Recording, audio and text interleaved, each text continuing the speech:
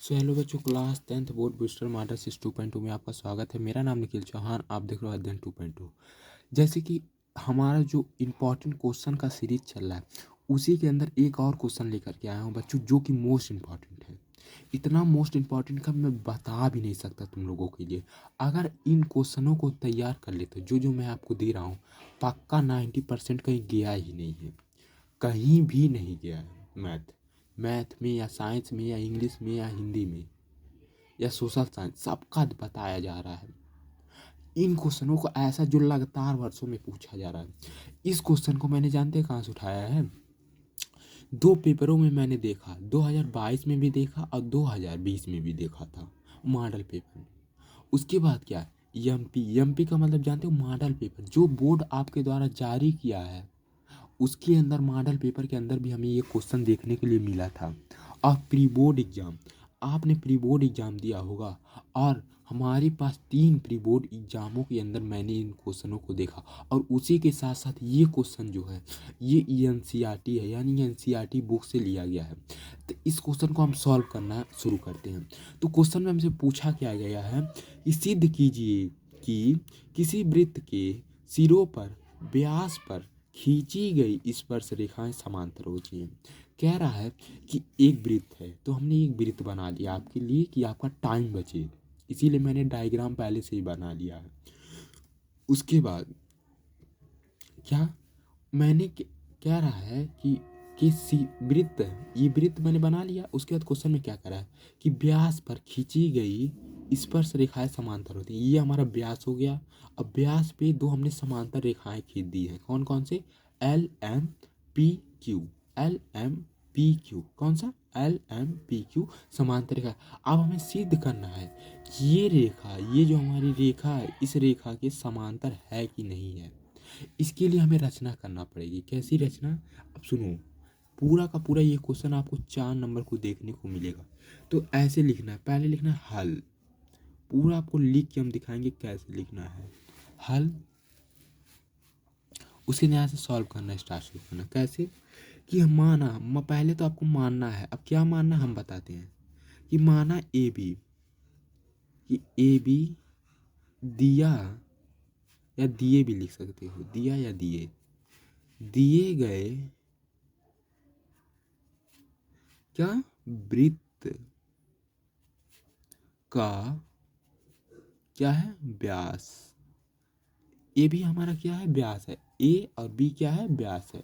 इसी को जो लिखा है, जो आप लिखेंगे, आप ए बी की जगह पे ए सी भी लिख सकते, कुछ भी, सिर्फ यहाँ पे आपको चेंज करना है।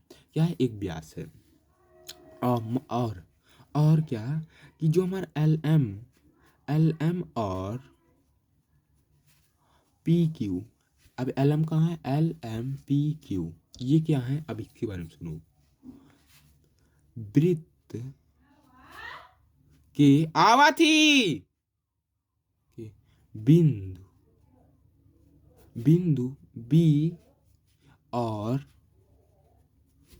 ए पर क्या खींची गई? क्या खींची गई? खींची गई स्पर्श रेखा। क्या गई? स्पर्श स्पर्श रेखा वृत्त की क्या है? वृत्त की त्रिज्या है। क्या त्रिज्या है कि नहीं है? बताओ। ये हमारा ए और बी, ए ओ और ए बी, ये इसकी त्रिज्या है और ये इसकी त्रिज्या, ये दोनों बराबर हैं, यानी यहाँ से लेकर के यहाँ तक, यहाँ से लेकर के यहाँ तक बराबर।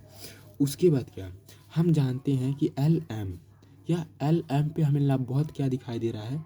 ये लंबवत है। क्या? उसी प्रकार से ये भी लंबवत है। और जब ये लंबवत होगा तो ये भी कैसी होगी? लंबवत ही होगी। ये हमें दिखाई दे रहा है।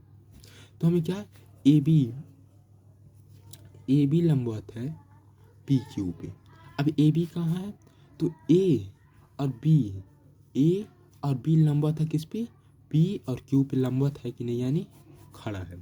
तो और क्या लंबवत है? और हमारा ये वाला जो ए बी, ये भी लंबवत है किस पे? L M. यही ए और बी किस पे लंबवत है? एल एम पे भी लंबवत है। समझ में आया कि नहीं समझ में आया? आ रहा है? मेरी आवाज़ कैसी आ रही है बता देना बच्चों। क्या है? लंबवत है। उसके बाद क्या? लंबवत है तो हमारा जो कोण बनेगा कौन सा? ए पी ए कोण पी ए बी बराबर 90 डिग्री। क्योंकि जब लंबवत होता है तो जो हमारे यहाँ पे कोण बनेगा क्या? पी ए बी, ये वाला जो कोण बनेगा पी ए बी क्या है? लंबवत है तो कोण कितना बनेगा? 90 डिग्री का। कितना? ये हम जानते हैं। और इसी प्रकार जो हमारा ए बी एम है वो भी 90 डिग्री का बनेगा कोण। तो इससे ये वाला जो हमें सिद्ध होता है कि पी ए बी बराबर ए बी एम, क्या कि जो हमारा ये कोण है कि कौन सा कोण जो मैं बताने जा रहा हूँ, वो पी ए बी बराबर ए बी एम, यानी ये वाला कोण इस कोण के क्या है? बराबर बराबर है। अब कैसे बराबर है? तो यहाँ पे आपको कारण राइट करना है कि एकांतर कोण। अब एकांतर कोण आपने 9 में अगर पढ़ा होगा तो आपको मालूम होगा कि देखो यहाँ पे मैं समझा भी देता हूँ कि यहाँ पे जब कोण खींचा जाता है तो ये वाला कोण जो बनता है इस कोण के क्या होता है? बराबर होता है। और ये वाला जो कोण बनता है किस कोण के? इस कोण के बराबर होता है। और ये वाला कोण किसके बराबर? तो हमारे इस कोण के। और जो ये वाला कोण बराबर इस कोण के, समझे? बराबर होता है। ये मैंने आपको, अगर आप 9 में पढ़े होंगे तो आपको मालूम होगा। तो इसी प्रकार से जो हमारा ये कोण है किसके बराबर होगा? इसके बराबर होगा। उसी प्रकार से ये भी लिखा है। तो जो हमारा एलएम क्या तो एकांतर अंतर कोण है, तो इसी प्रकार ये भी हमारा किससे बराबर होगा? इससे। क्या? ये वाला रेखा जो ये है ये इसके बराबर। अभी इसके अंदर भी लिख देना आपको 2 कारण कि क्यू ए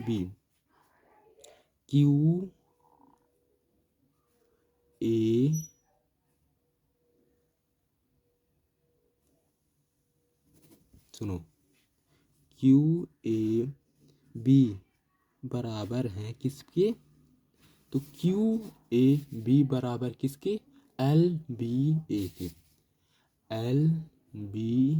ए के। उसी प्रकार क्या? एकांतर अंतःकोण। इसे हमें यह सिद्ध होता है, दो कारण हमने दिखा दिया। तो इससे हमें यह सिद्ध होता है कि जो हमारा पी क्यू है वह बराबर है, यानी पैरेलल है। तो हम लोग यहाँ तक थे।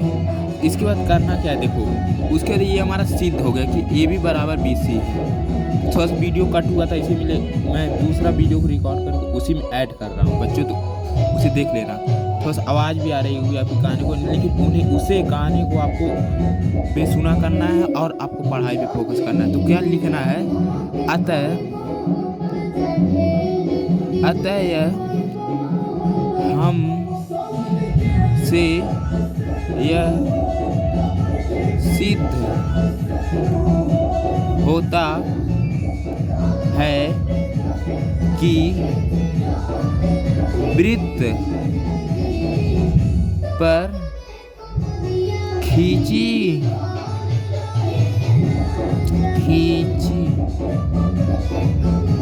गई